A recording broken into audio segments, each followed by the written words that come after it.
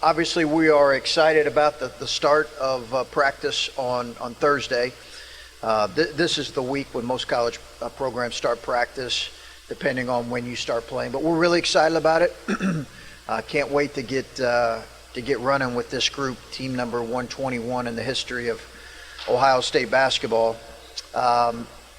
We've got a couple house cleaning items to cover to begin with. Come on up here, guys, if you want. A couple injury updates. We have three guys that will not open practice at full strength. Justin Arns, Musa Jallo, and E.J. Liddell are all on the mend right now, and various injuries. We know about Justin's back. I don't want to get specifics on the others, just a couple lower leg injuries with the other guys. We anticipate Justin and E.J. being back in the preseason at some point. With Musa, I think it's going to be kind of week to week, depending on how he continues to progress. But he's going to be out for a while. As far as our team outside of that, everybody is healthy and ready to go, and we cannot wait to get started. So we're looking forward to it. Thursday can't come soon enough. I'll open it up for. What are you hoping to get out of the exhibition game against Cedarville? You know, I think in any exhibition, you're looking to play against other people like.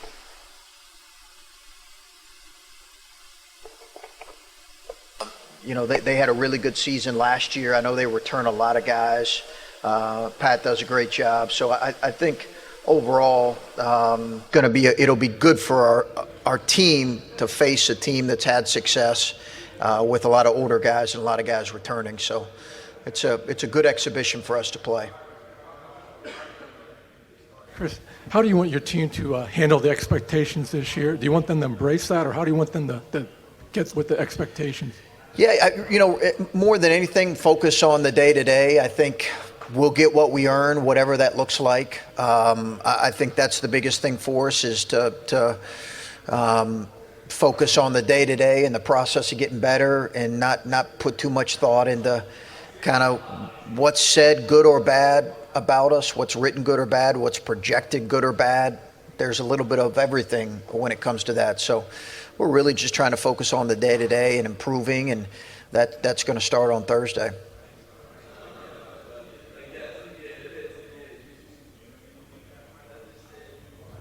Coach, could you say who out of the freshmen right now is really standing out amongst the rest, if there is one? Yeah, I think they've all had their moments. I couldn't point to one in particular. A couple of them have had various times where they've been out dating back from the summer to now that's kind of limited them in some ways. So I don't know that we've had kind of enough time with all of them in consistent practice to get a real sense. They've all had their moments where they've really impacted their team or whatever we're doing. I think they're getting in better shape. They figured out what college basketball conditioning and shape looks like. I think that's been a process for them. So, and that'll be an ongoing process. We've with EJ being out, we'll have to expedite that as quickly as we can when he returns.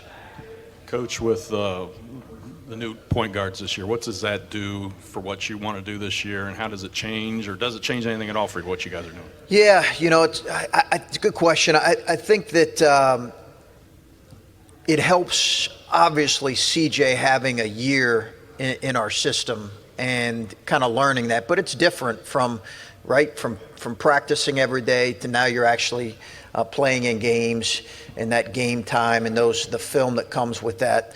So I think there'll be a little bit of a learning curve with him, even though he's an older guy with experience, and that'll certainly be the case with DJ. But both guys bring a lot of really good things.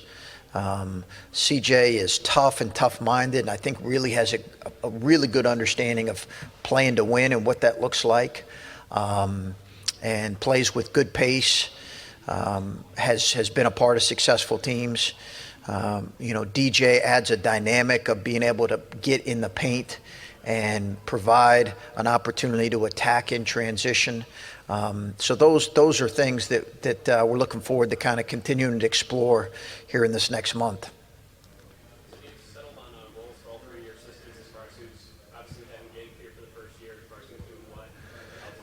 Yeah, Peden works primarily with the wings.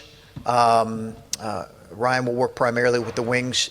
Terry works with the bigs, as he has in the last couple years.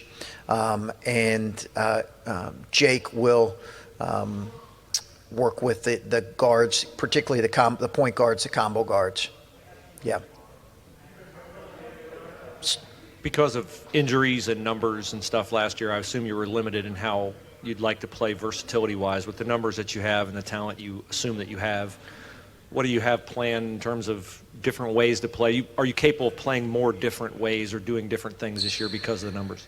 I think time will tell when it comes to that. I think, we'll see what kind of our depth looks like once we get into practice. Obviously, we're a little bit affected by that with the three guys being out. But assuming we're going to be at full strength, I think that we'll continue to play and look at different lineups, lineups that have, 4 guards, lineups that have, two interior guys. We'll continue to look at different lineups based on kind of what our roster looks like and really what this first 5 weeks of practice looks like. And I think you've heard me say it before that old wins in college basketball, mature talent wins in college basketball.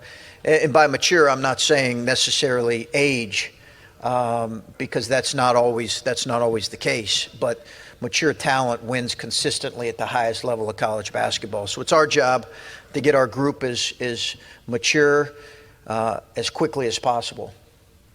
This is one of the first times we've seen and talked to Caleb with his weight loss. Right.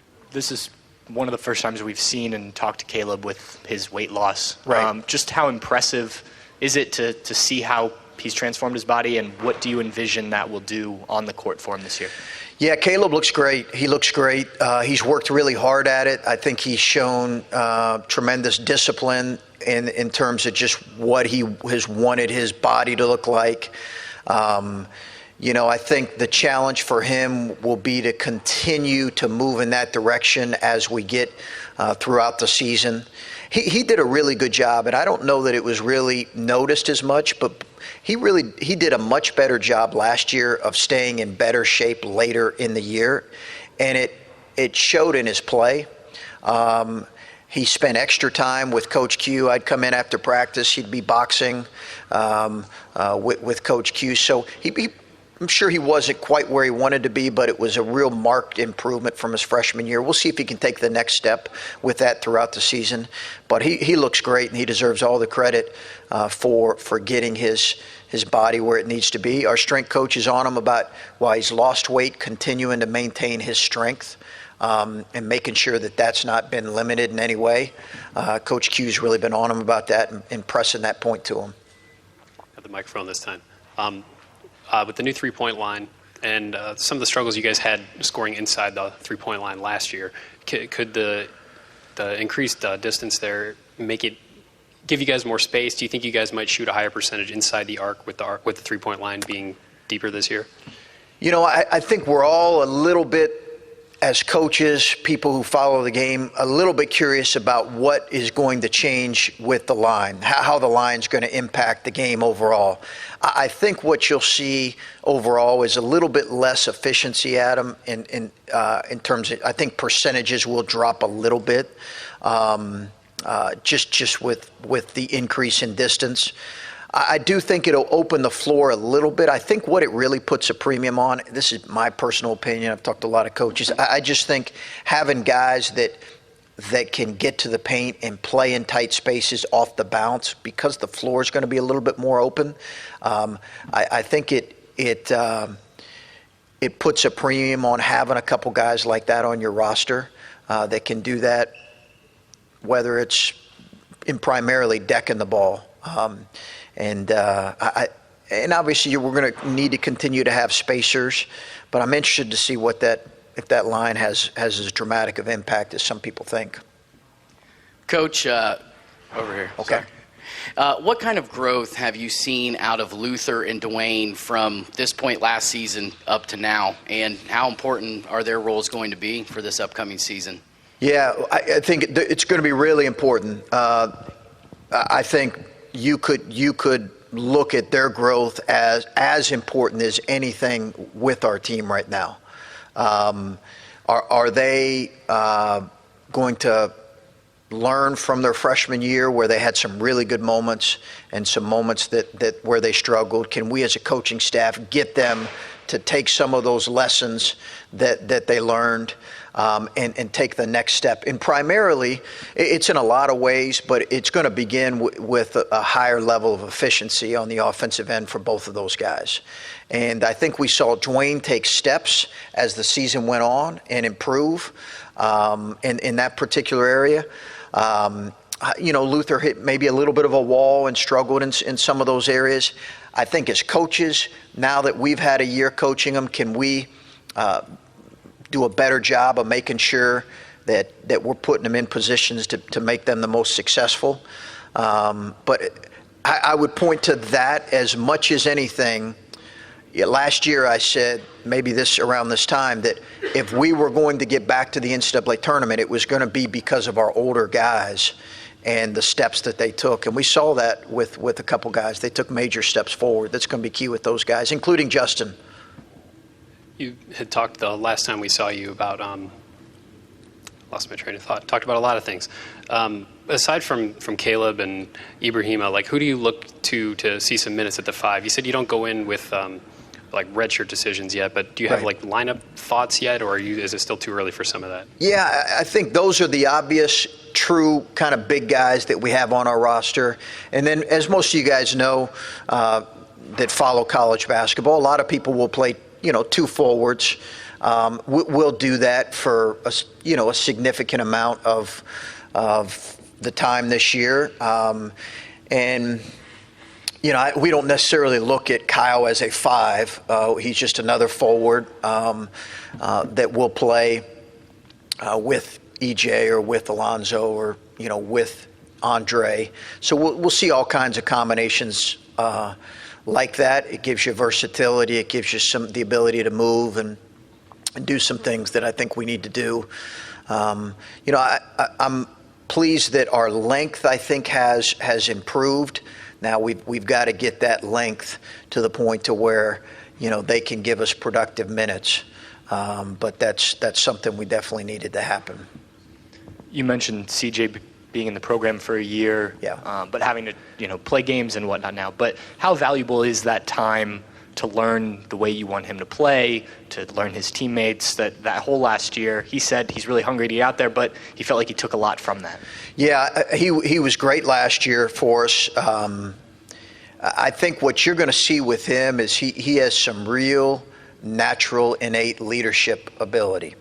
And I think that's always the thing that's impressed me about him, is the fact that he has some real natural leadership ability that's exciting. The elements of his game that he has to improve, assist-to-turnover ratio has to improve. He's got to continue to improve his shooting. I think, he's a plus defender, but just, he's about the right stuff. He really is. And I think that's going to be as valuable as anything, along with his experience. And he went through what a lot of college basketball players go through, where there were times he played a lot and started, and there were other times where he had to come off the bench, and he had to figure that out. And that helps a guy as he transitions to another place. Chris, I talked to Dwayne, and he said that Jake Diebler has already helped him improve as a player and a person. You guys haven't even had a practice since his hire. How is it that he's been able to make such a dramatic impact in the coaching staff, and you guys haven't even been in the practice gym yet? I think all of our staff do that, to be real honest with you. Dwayne probably was the one that pointed that the most, but I think Terry does a tremendous job with that. Ryan does a tremendous job. We spend a lot of time with our guys in the off season, Lori, and that's probably what he's speaking to specifically with Jake. And I think Jake's thrown himself into that position group and done a great job having him over to his house and holding him accountable. But that's if he didn't say that, I would be questioning Jake and say, what are we doing here? So he's doing a great job doing his job.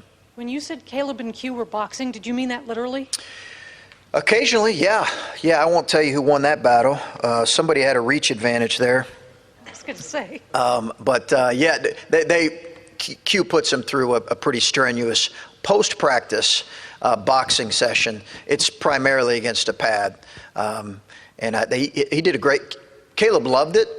Well, I think he enjoyed it, so that helped him stay in better shape as the year went on. He did a great job with it. Coach, you have a pretty highly touted freshman class this year. Your thoughts on how they've been in practice so far? Yeah, good so far. I think all of them have had moments where they've looked like the gifted players they are, and all of them have had moments where they've looked like the freshmen they are. I think that's been to varying degrees the case for all of them. Again, we've had a couple that have had some injury bugs that have kept them out of some stuff, but been pleased with the consistency and the work ethic of guys. We'll see. This next month will be telling, because you go from doing workouts every other day, and conditioning stuff is hard with Q, but now it's a 5-week grind. It'll be fun in a lot of ways, but it'll be a grind for him as well. Chris, over here too, right? With DJ, because of where he played high school ball, and he didn't play on one of the major shoe circuits, he's probably more often than not always been the best athlete and the best player on the floor, maybe with the exception of NBA top 100 in USA basketball. Just how much of an adjustment is it going to be for him? How much do you talk with him about that? He's good, he's very good, but he's not always going to be the alpha dog on the floor like he was coming up. Yeah, I think that will be it's true with him, and I think he recognizes it cerebrally. He recognizes the fact that the level of play, he was really well coached in high school and in his AAU circuit, but the level of play is such a significant jump between what he experienced, and he's well aware of that. I think it's one thing to be well aware of it, and then it's another thing to be able to handle it the right way once you go through the ups and downs and the bumps that happen along the way when you're seeing athletes in length that you really have not consistently seen, maybe outside of his time at USA Basketball. I think he'll handle that well. We'll have to help him through that because that's coming. I know he's only a freshman, and you've only been able to see a little bit of him, but he looks like he might have the potential to be possibly your best player, your most talented, most naturally talented player. I don't know if you've seen any of that come through, and a little bit you got to see of him this summer. You're talking about DJ? DJ. Yeah, I think that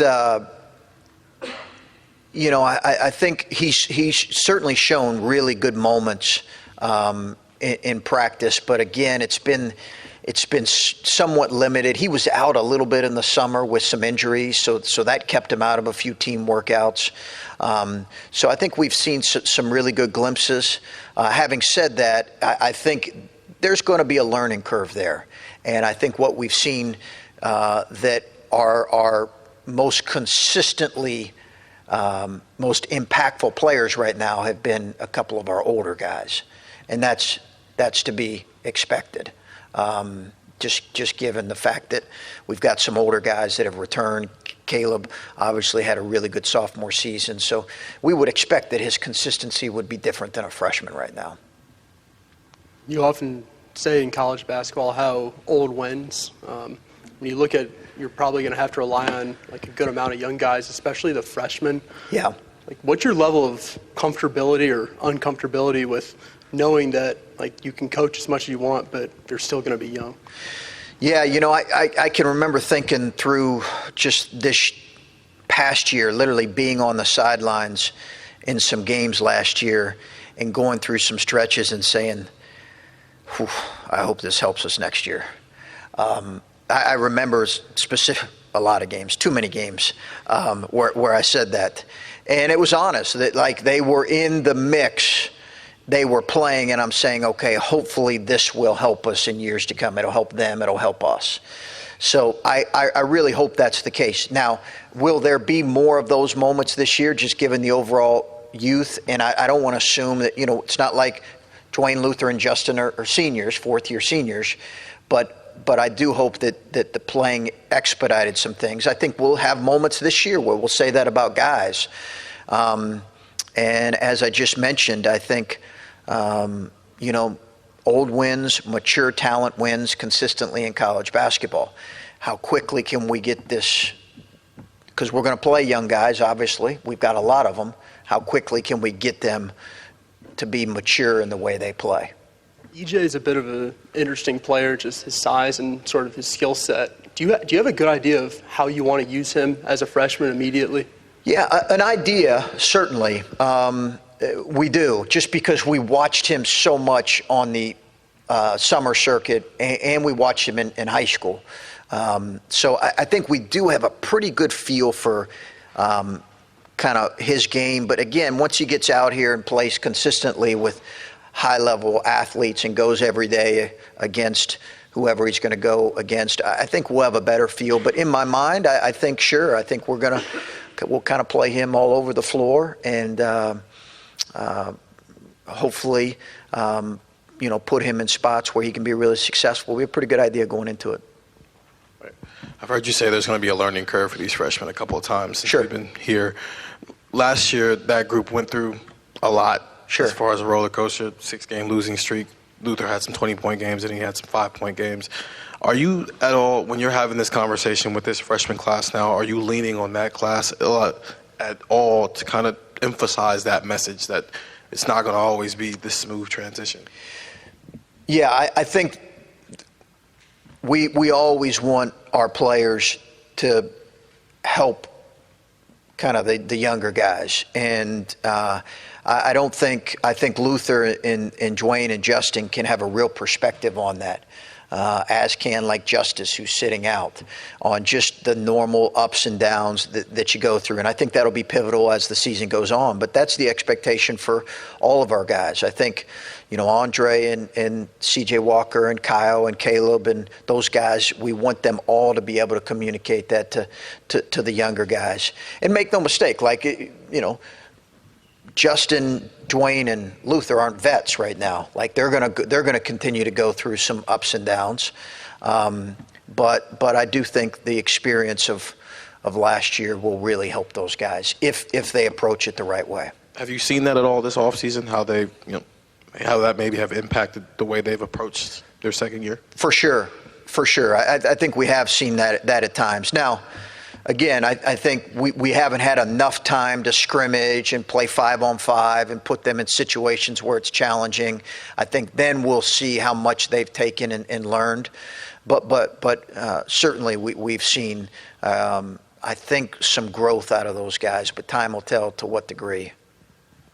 Back here in the middle, I haven't heard a lot about Alonzo Gaffney. Cleveland kid, went away from home for a year, theoretically developed. I mean, just what did that year do to help him, and how has he positioned himself to help you guys this season?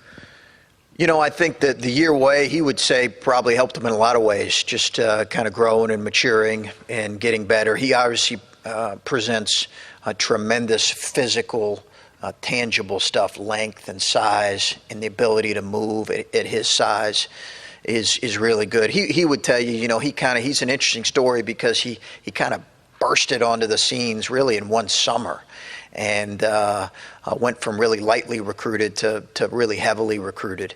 And I think the biggest thing, and I think Zoe will tell you this, is the challenge for him has always been the consistency of his effort and his play. And I think that's the exciting thing for us, to kind of be able to attack that and understand that, hey, we've got to try to get consistency out of him. He'll have normal ups and downs, but we're really excited about what he can be. When that's going to happen, who knows? I love to share the story with him about Keita and Keita's journey here, and kind of he went through a tough struggle his freshman year. We were really fortunate because we coached him as a fourth-year player. And you coach a guy who's a fourth-year player that's as gifted as he is, you see a lot of really good benefits. From different magazines, you get different reads on Ohio State. I think one of them has you number 5 in the country, and another one maybe in the lower 20s, I don't know, and maybe even one of them outside the top 25.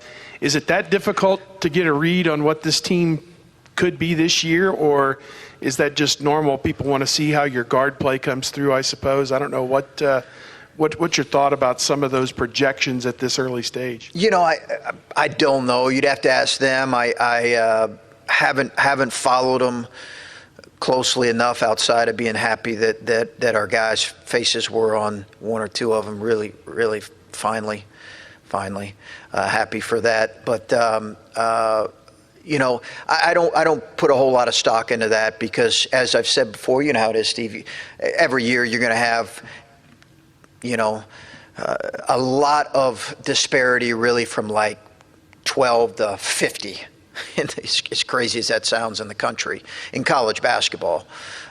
So I don't really put much stock into it, and I couldn't tell you where we're at in most cases.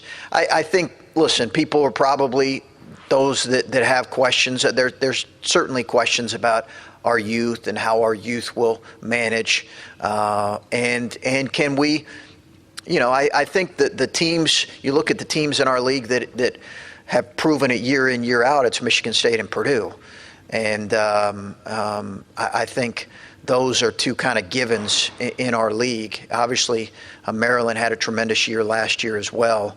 And but I think those are that they've consistently performed year after year where you'd be foolish to count against them. On paper, do you think this is maybe the most talented team you've assembled? I don't know if I could say that because I think while our numbers were limited, you talking about it here or in my career? In your career. Yeah, I think I need much more time to get with this group in the midst of what we're doing, Adam, before I could determine that. Because I think, again, there's talent and there's mature talent, and I think there is a difference. And there's teams that fit together and teams that don't fit together. So I think it's way too early to for me to project how this team compares to any other teams. I'm excited to coach this team. I think we've got a long ways to go, and what that's going to look like in 2 months from now, I don't know. You guys had a good recruiting week this past week. How does that impact things going forward as far as you start looking ahead to future classes and getting to put more time in with sophomores and freshmen? How do you see some of the benefits from what happened last week impacting future classes? Yeah, it's exactly right. It's exactly right. We'll spend a lot of time on future classes. You're always keeping an eye on kind of the current class, but given our roster makeup right now, we'll spend a lot of time on future classes, which we've already feel like we've made some inroads, but it's a daily process, as you know. You know, I think every year we really want to try to add freshmen, add young talent, and then develop it. So if there are questions maybe as to why we did what we did, maybe I'm jumping the gun here, but that's our goal every year, is to add a couple young guys and hopefully develop them, as well as sprinkling in some transfers and graduate transfers. Chris, day by day, no expectations. This is kind of like a theme I heard from a lot of the guys here today. Is that like a philosophy that you've kind of, imparted upon them, or is this something that they've kind of taken on themselves? I think we have smart guys that I would want to give them a lot of credit.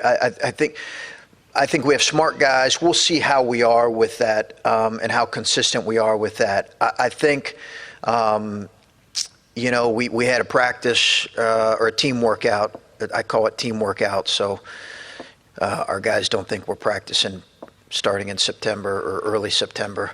But it's really a practice. Nonetheless, we had a workout, and at the end of that, one of our guys said, "Hey, listen, don't think about what happened, is one of our older guys yesterday. Don't think about like what it's going to look like tomorrow. Like, just make sure we do our best today." And I really think that mindset can give you the best chance to be successful. We know on our schedule, we feel like we can get beat any night, and we feel strongly that we can win any night. So that will come soon enough. Our focus is on the task at hand. Watching Andre Wesson, he does a lot of things that might not necessarily show up in the box score. I was wondering if you could give some of those specific things and explain how valuable that is to your team. Yeah, he's valuable because of his versatility and because he can defend multiple positions. He does a variety of things. I think, again, he's another one where his efficiency has to improve a little bit more. His shooting numbers have been good. Can they take a little bit of a step forward? Can he get to the free throw line a little bit more? Defensively, can he grow to be a guy who can defend athletic wings and an interior guy, maybe a bigger four? I think those are the things, the challenges ahead of him. I think he's really hungry to have a really good and impactful senior year. But again, we don't finish like we did last year without him, Keyshawn Woods, those older guys kind of really leading the way there. Any other questions here? Okay, thanks, guys.